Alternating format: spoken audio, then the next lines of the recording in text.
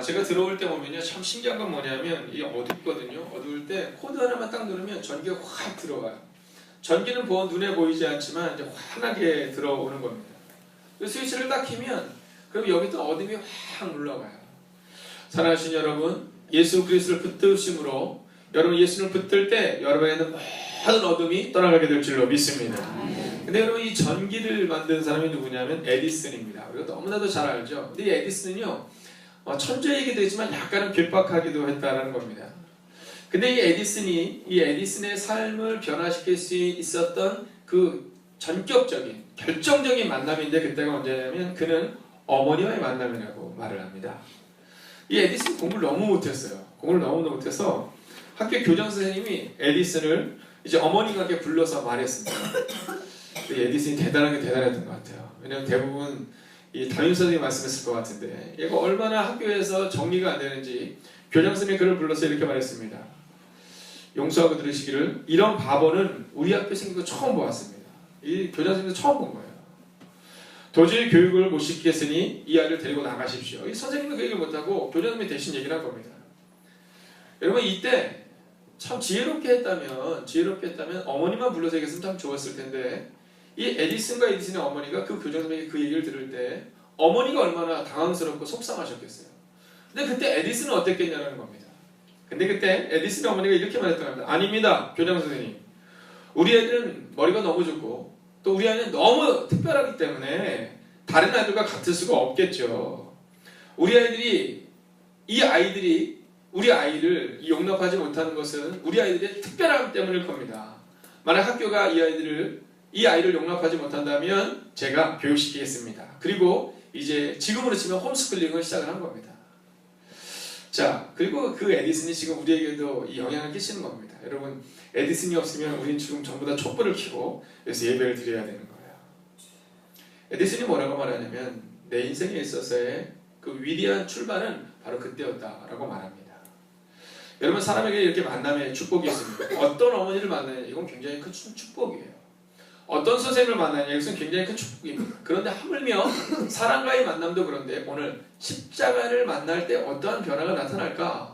여러분 한번 상상해 보라는 겁니다. 예전에 어떤 청년이 그런 고백을 하더라고요. 야, 예수님이 너에게 어떤 분이니? 그랬더니 뭐 좋으신 분, 뭐 사랑하는 분, 뭐 위대한 분 이러는데 어떤 친구가 뭐냐면 unbelievable이라는 겁니다. 그 당시에 이 광고에 나갔던 내용인데요, 믿을 수 없다는 거예요. 네, 도저히 믿을 수 없는 정말 위대한 분, 이런 고백을 하더라고요. 여러분, 십자가는 그런 겁니다. 근데 어느 순간부터 이 십자가가 그냥 교회에 걸려있는 십자가가 되고요, 십자가가 교회 종탑을, 그냥 종교를 말하는 십자가가 되어버린 겁니다. 자, 오늘 과연 십자가 앞에서 우리가 누구인지를 돌아볼 때 과연 어떠한 일이 나타나는지 한번 보려고 합니다. 먼저 이 십자가 앞에서 나타났던 여러 사람들인데, 첫 번째 사람들은 누구냐면 바로 총독의 군병들입니다. 이 총독의 군병들은 오늘 성경에 기록한 것처럼 어떤 특징을 가지고 있냐면, 가시관을 엮어 예수님의 머리에 씌웠습니다. 그래서 우리가 예수님의 사진을 보면 그 피가 철철 흘리는 것을 보잖아요. 제가 어저께 새벽에서 기도를 하고 딱 내려가는데, 이 가시가, 우리 김교수님 만든 이 가시가 갑자기 생각이 드는 거예요. 제가 이렇게 살짝 찔러봤어요. 얼마나 따갑던지. 여러분, 그런데 이 가시가 머리를 찔러서 피가 흐를 정도의 조롱을 했다라는 겁니다. 또 그들은요, 오른손에 갈대를 예수님께 쥐어지고 희롱하는 거예요. 갈대로 머리를 칩니다. 그리고 그들이 뭐라고 하냐면 유대인의 왕 만세라고 이야기하면서 예수님을 희롱하는 겁니다. 그뿐만이 아니라 침을 뱉고 머리를 때립니다. 그리고 십자가에 못 박으려고 끌고 나가죠. 여러분, 이것이 바로 십자가 앞에서 나타났던 첫 번째 부류의 사람들입니다. 여러분은 어떻습니까? 혹시 여러분은 그렇지 않으십니까? 나는 최소한 예수님을 위해서 살아간다라고 생각하십니까? 아니면 혹시 여러분의 마음 깊은 곳에도 예수님을 진정으로 모셔드리지 못하고 예수님을 희롱했던 사람들처럼 속상하면 예수님이 뭘 알아? 라는 마음을 가지고 계십니까? 두 번째 사람들은 누구냐면 예수님을 모욕하는 사람들입니다. 그리고 희롱하는 대제사장들이죠. 예수님이 십자가에서 죽으시는데 예수님 밑에서 많은 백성들이 지나가면서 예수님을 희롱하고 조롱합니다. 뭐라고 말하냐면 십자가에서 내려오라는 겁니다. 저가 남은 구원하였을 때 자기는 구원하지 못하는구나 라고 말합니다. 자, 이 얘기는 뭐냐 하면 이 제사장들은 예수님에 대해서는 잘 알고 있었지만 예수님을 믿고 신뢰하지는 않았다라는 겁니다. 한국교회에 많은 크리스찬들이 이러한 경우가 있습니다. 교회는 잘 다니지만 대놓고 예수님을 모욕하지는 않지만 그러나 예수님을 알고 있지만 예수님의 능력을 경험하지 못하는 사람들. 여러분은 어떠십니까? 많은 한국교회의 기독교인들이 십자가를 알지만 대제사장과 서기관들처럼 예수님을 알지만 그 예수님과 십자가가 나와 무슨 상관이 있느냐라고 묻는 수많은 백성들이 있다는 겁니다. 자, 세 번째 사람은 누구냐면 구레네 사람 시몬이라는 겁니다. 자, 이 구레네 사람 시몬에 대해서는요, 오늘 성경이 아주 재미있는 구절로서 우리 가운데 증거하는 부분이 있습니다. 여러분, 우리가 함께 같이 읽어보겠습니다. 함께 읽을까요? 32절입니다. 함께 읽습니다. 시작. 나가다가 시몬이란 구레네 사람을 만나매 그에게 예수의 십자가를 억지로 지어가게 하였더라. 아멘. 자, 교회 안에 있는 이 세 번째 부류의 사람들은 누구냐면 억지로 가는 사람들입니다. 억지로. 야, 이거 부모 때문에 억지로 나오기도 하고요. 또는 내가 가지고 있는 직분 때문에 다른 사람들의 눈 때문에 억지로 오늘 정도는 나가줘야지 라는 사람이 있습니다. 자, 오늘 본문에 보면 이 구레네 사람에 대해서 뭐라고 말하냐면 이가 기쁨으로 나왔다. 기쁨으로 그 십자가를 대신 졌다가 아니라 이런 거예요. 멀리서 지고 가는데 여러분 그 당시에 이 로마의 십자가는 어떤 십자가냐면 약 40kg 정도의 무게를 가지고 있는 겁니다. 혹시 20kg짜리 쌀을 들어본 적이 있으십니까? 네, 그 20kg짜리 쌀을 2개를 지고 가는 거예요. 먹지 못하고 고통당하고 그리고 수없이 매를 맞아서 자기 몸 하나 가눌 수 없는 상황 가운데서 이제 골고다 언덕을 올라가는 겁니다. 제가 이번에 말레이시아 이 비전트를 갔다 오면서 우리 김영주 장님과 함께 이야기한 것이 있습니다. 뭐냐면 우리 장년 성들이 앞으로 한 3년 정도를 계획을 세워서 성지순례를 한번 다녀오면 좋을 것 같습니다. 때가 되면. 왜냐면 성지순례는요 혼자 가기 어려워요. 이 청년들은 뭐라 하냐면 제주도 혼자 가기 어렵습니다. 이번 수련회를 한번 제주도로 가면 좋겠다라는 거예요. 자, 그런데 그 성지순례를 가면 이 골고다 언덕을 쭉 올라가잖아요. 골고다 언덕을 쭉 올라갈 때 보면 굉장히 이 가파릅니다. 올라가기가 쉽지 않아요. 거기를 40kg짜리를 들고 가는 겁니다. 여러분 우리 주연 형제나 우리 군대 갔다 온 형제들, 우리 유수 형제는 잘 알겠지만 이 군장을 매면 한 30kg, 20kg, 30kg 이상 되는 거거든요. 그거를 건장한 청년들도 메고 갈 때 힘이 들어요. 그런데 예수님이 그 40kg를 메고 올라가실 때 올라갈 수가 없는 겁니다. 그래서 그때 딱 보니까 아마 이 구레네 사람은 굉장히 건장했겠죠. 네, 설마 예수님이 십자가를 지고 가는데 종훈이 같이 야리야리한 애한테 뭐 여학생에게 맡기거나 또 주민이 같이 조그만 어린아이에게 맡기지는 않겠죠. 아마 굉장히 건장했을 겁니다. 이 건장한 구레네 사람 시몬에게 그 십자가를 맡긴 겁니다. 자, 근데 성경은 뭐라고 말하냐? 그가 억지로라고 기록되어 있어요.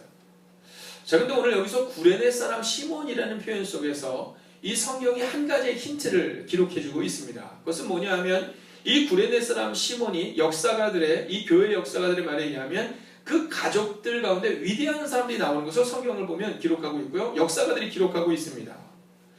여러분, 오늘은 억지로 나오는 것처럼 생각되지만 우리가 억지로 진 이 십자가가 주님께서 우리 가운데 허락하시는 위대한 미래의 출발이 될 줄로 믿으시기 바랍니다. 여러분, 십자가는 그런 겁니다. 십자가는요 억지로 지기도 하는 겁니다.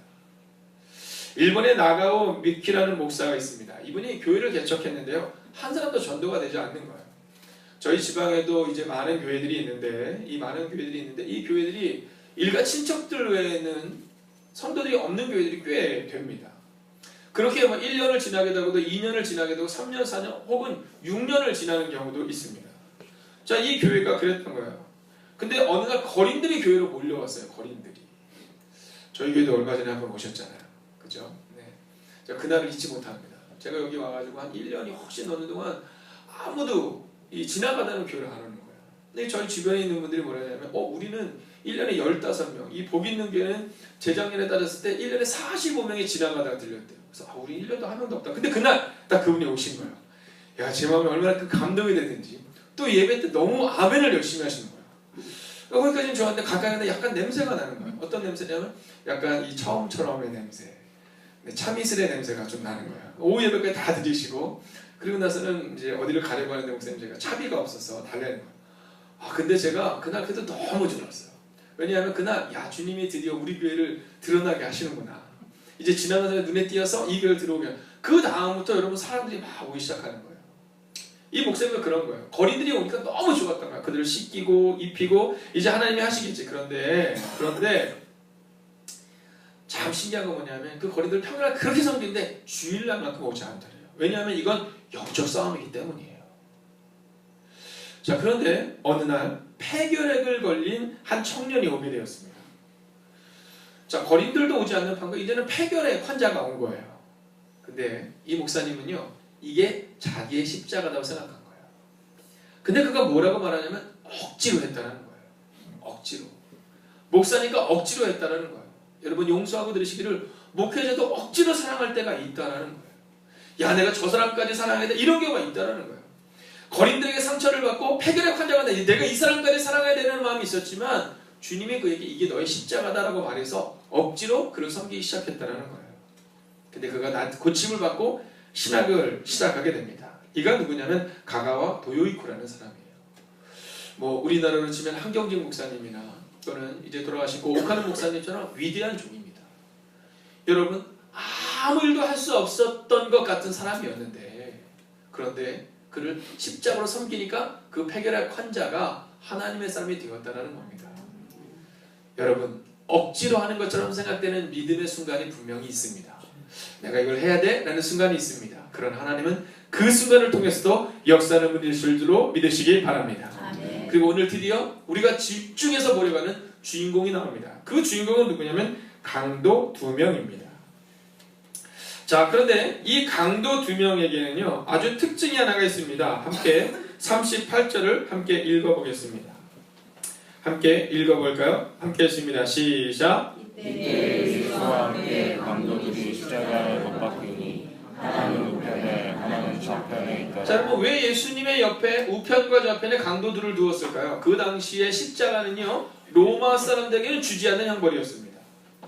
로마 사람들은 절대로 십자가에서 죽지 않습니다.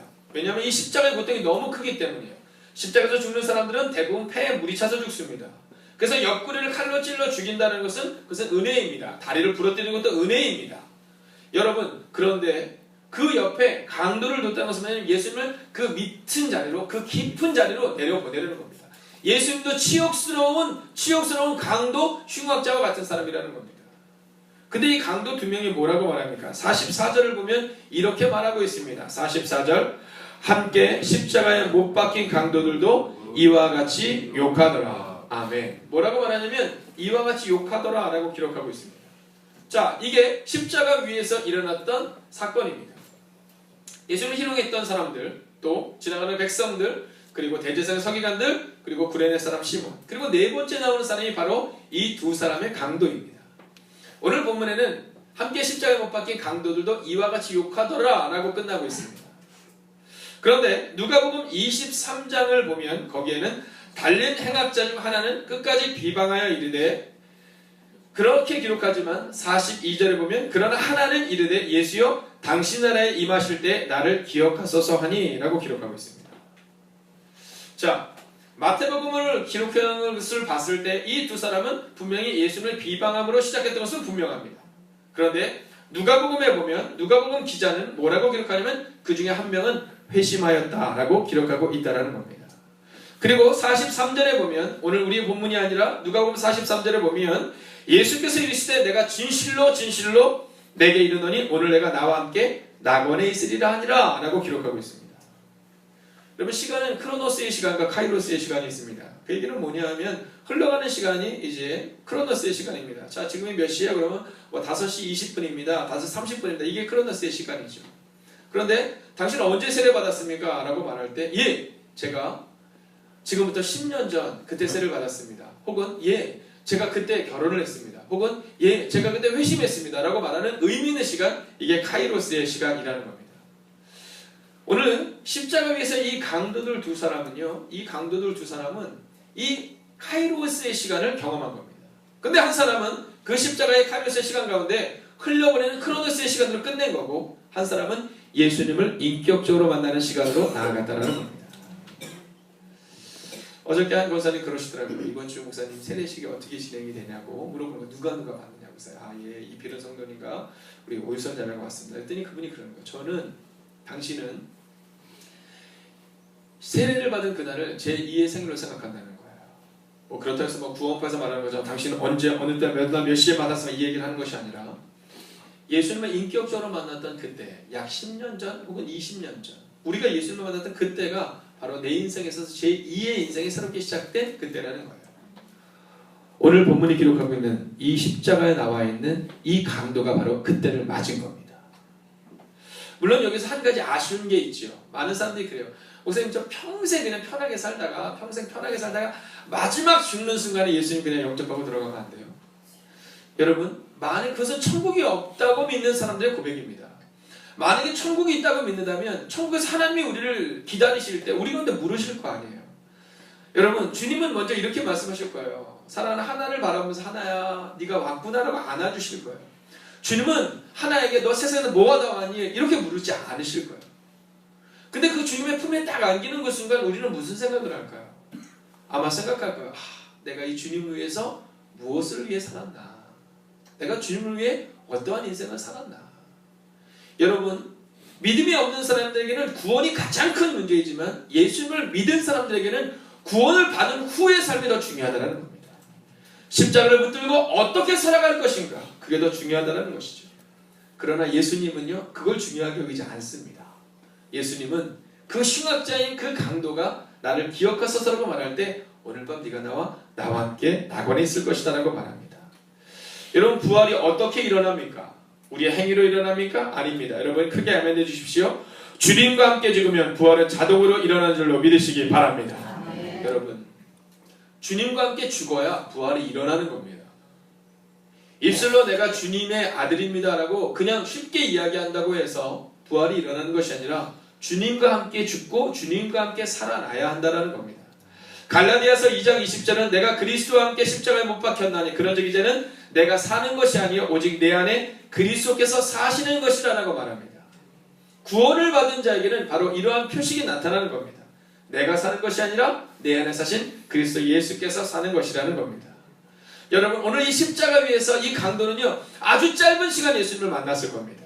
성경이 기록하고 있는 것처럼 이제 난 12시부터 오후 3시까지 어둠이 있었다라고 기록합니다. 예수님이 연약한 가운데 있었다면 그 흉악한 강도라면 아마 그들도 그 3시간 정도는 살아 있었겠죠. 예수님은 십자가 위에서 말합니다.